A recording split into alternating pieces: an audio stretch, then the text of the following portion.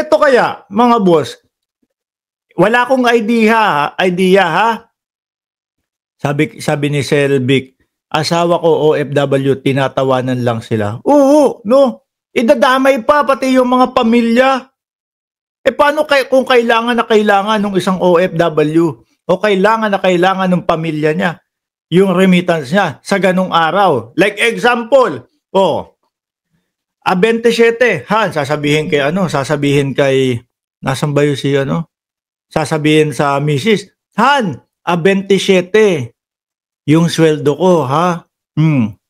Pero kailangan na nung misis, no? Magtutuition o wala nang pang grocery, etc. Kailangan na nung misis, sige, Han. Ay, hindi. Dahil DDS tayo, ipadala ko sa susunod na mga linggo. No, wag muna ngayon. Baka awayin po ng misis niya, putik ka, puro ka DDS. Gutom na kaming pamilya dito. Next week mo pa ipapadala. Ipadala mo na yan. Di ba? Sira ang mga tuktok. Tas nag-iiya ka sa 20 pesos na bigas. Eto mga kababayan, tanong ko sa inyo, ano kaya gagawin ni Paulo Duterte? Sa tingin ninyo, mahaba-haba itong itong bakasyon niya. At ginrant naman po ng Kamara de Representante, mga bossing, no? Ano sabi dito? Dami kong inaanak sa Pinas, mga 50, lahat papadala ni Sir Ace Venezuela ng tag $200, 50 ngayon, di ba? Wala na yung zero nila, kay Sir Ace pala. Sabi dito, mga kababayan, sa balitang ito, no? House Grant Representative Congressman Paulo Duterte travel clearance for 17 destination. Aba, napakadami Mahaba-habang bakasyonan yan Kung sa bagay, doon naman daw po sa Congress, hindi naman daw nararamdaman. Hindi naman daw masyadong nararamdaman si Congressman Paulo Duterte. Lagi naman daw wala sa mga hearing, lagi naman daw wala doon sa Congress. Siguro, sabi nila, sige, payagan mo na, gano'n naman din no? Umalis man yan ng bansa o nandito man yan sa bansa, hindi naman masyadong nagpaparamdam dito sa Congress. Diba? House Grants Representative Paulo Duterte travel clearance for 17 destination. The House of Representatives has granted Davao City 1st District Congressman Paulo Duterte a travel clearance for a personal foreign trip covering in 16 countries and Hong Kong from March 20 to May 10.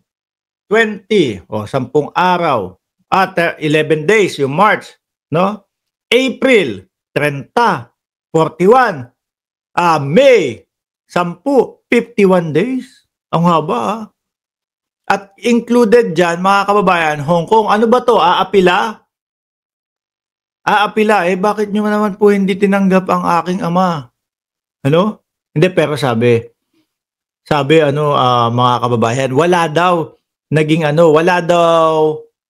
paghingi ng asylum ang dating Pangulong Duterte sa China. Sasabihin pa ba yun? No? Sila nga nung pagkahuli ng ICC sa dating Pangulong Duterte, ang sabi agad nila, huwag niyong pinupolitika ang dating niyong Pangulo. O, biruin niyo yun, ha? China, nakikialam sa atin, sa Pilipinas. Di ba? O, hanapin natin, nasaan ba yung yung mga pupuntahang bansa ni Congressman Pulong? Paki-up nga dyan, paki-up sa akin. Hindi ko nakuha Madami-dami ho yun mga kababayan No, hindi ko lang nakuha. Saglit lang. Nandito yan. Ito. Babasahin ko isa-isa, ha?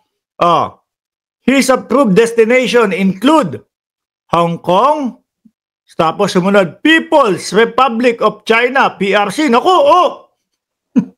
Hindi kaya magtanong, uy, bakit naman ganun? Hindi nyo binigyan ng aking tatay. April Grace Pahardo, salamat po sa inyong super sticker, madam. Bakit hindi nyo naman binigyan ng aking tatay?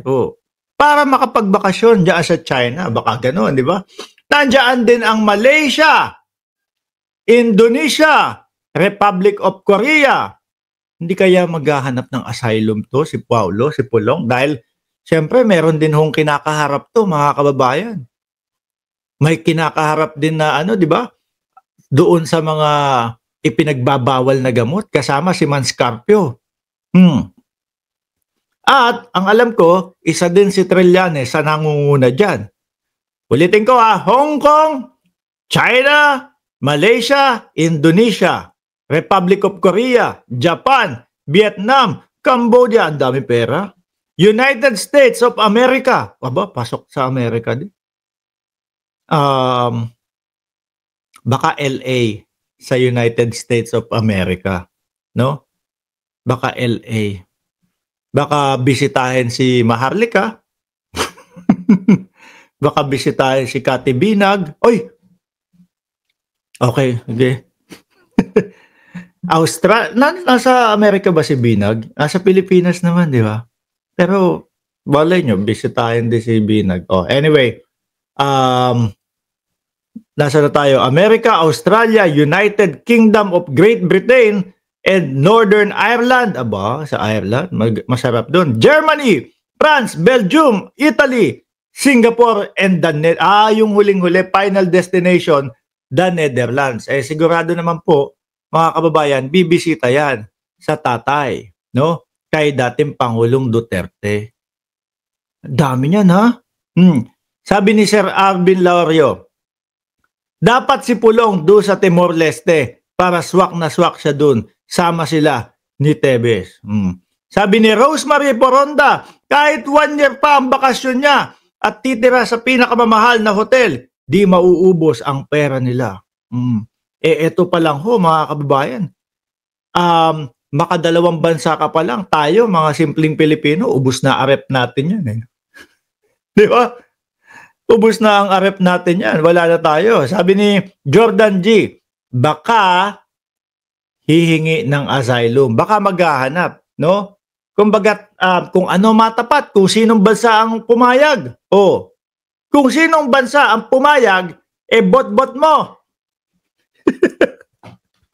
Hoy, no, yung mga pabot-bot, sinasabi ko sa inyo no, kayong mga yung pabot-bot-bot-bot ninyo, pang Davao lang yan.